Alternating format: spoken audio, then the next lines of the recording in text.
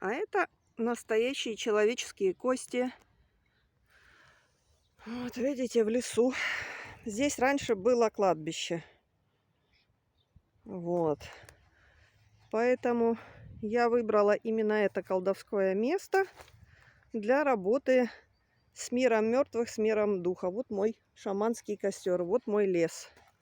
Здесь было кладбище. В советские времена, это, наверное, лет 50 назад, его сгребли и построили дома. А кости вот вымывает. Кстати, на таких кладбищах духи более спокойные, лучше тебя слышат. Извините, я не профессиональный видеооператор, руки могут трястись. Но я снимаю с первого раза, с первого дубля. Нет времени у меня профессионально снимать. Потому что я очень много занята. Настоящая ведьма, она все время занята. Это вот попросили меня показывать, рассказать про реальное колдовство. Вот показываю. Вот здесь